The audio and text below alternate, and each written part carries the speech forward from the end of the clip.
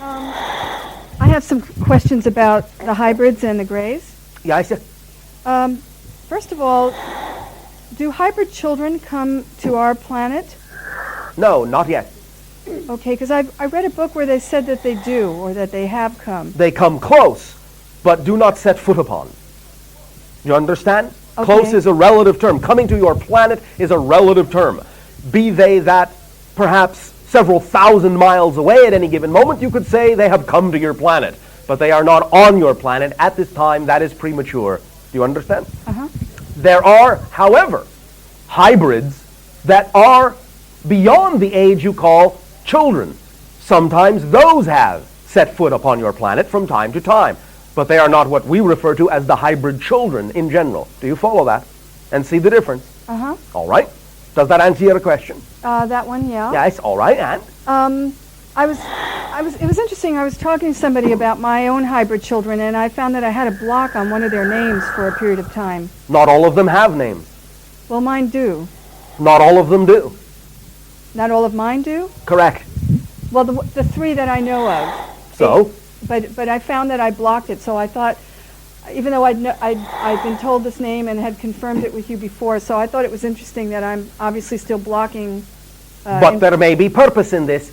Do not necessarily automatically label or assume what you perceive to be a blockage always as a negative thing.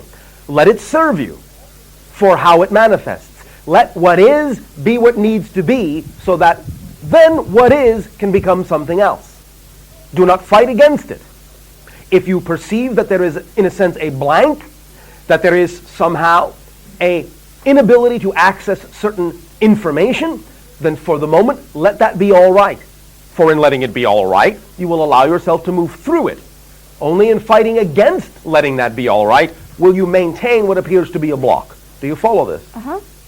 I'm reading a collection of letters people have written to Whitley Strieber regarding their own experiences. Yeah, I see. And it seems that there's a recurring motif of a fear of closets.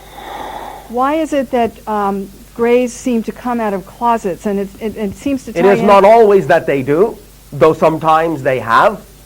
But the idea is that you must again understand that this is more than just a physical phenomenology. It is beyond that. It encompasses your very consciousness. It engages your very consciousness. It is made from your very consciousness, while at the same time it comes from other levels of consciousness as well. The consciousness of your archetypal fears, the dark closets, the things that they may harbor, are sometimes the portals that you yourselves create, through which other beings then find it easier to come because you have created those portals.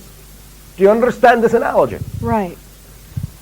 You must again remember that your physical reality is only a projection of your consciousness. This does not make it unreal, but it is only as real as the combination of the collective consciousness of your own individual self and of your society.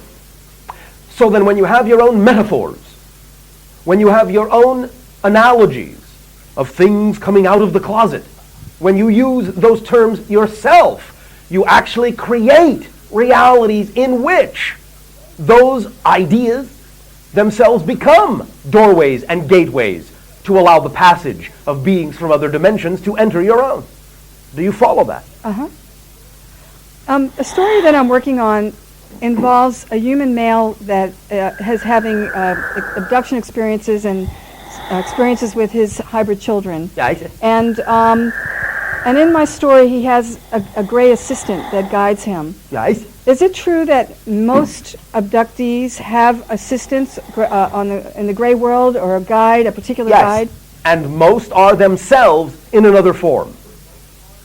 So that the gray, for instance, my guide that we've discussed, Ozzy, is he a future self of me, or It is not always correct to label it a future self, but perhaps more accurately an alternate self from another paradigm. In that context, yes. It is accurate to say it is another version of that consciousness that you consider yourself to be, or perhaps more precisely, that consciousness which also simultaneously gives rise to the personality that you consider yourself to be on Earth. That's interesting. So are the guides usually the same sex or opposite sex, or does it vary? It can vary, but of course in the case of the idea of the Greys, you are talking about beings that on many levels do not actually have sex anymore, do not have sexual identity anymore. They may express a type of energy that you may perceive for one reason or another as male energy or female energy, but this does not always correlate to the idea of physiological sex. They are, in fact, in many cases, genderless, and that is one of the reasons why the hybridization is occurring, so that they may, in a sense, reclaim the idea of sexual identity that, through various occurrences, they removed from their society long ago. You follow that? Yes. Last week I noticed that I had another 3 marks on my thigh in a triangular formation. Yes. And I had the same situation months ago that All you right. said you couldn't discuss at that time. And I'm I wondering, can't discuss it now. Okay.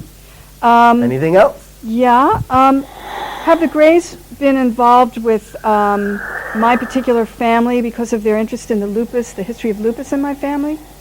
Not because of that. They have been involved with your family line, but not because of that per se. It is one factor they take into account, but not because of that, in the sense that that is a foundational reason, for this was begun long ago. Okay. And lastly, I read something on the internet. There's a new book out by Dr. Jacobs that states that he's discovered the Greys are creating the hybrid children to, in a sense, take over the planet. Take over which planet? This planet. Which planet would that be? Earth. No. Okay, so there's no... You are being very black and white, and so I am answering you that way. Well, I haven't read his book. I only read an excerpt of the summary of the book. Then perhaps more education and more information would be wise before you ask a question that is, in that sense, shall we say, removed in context. Okay, thank you. Thank you. Number 2. Oh, all right, you are excused.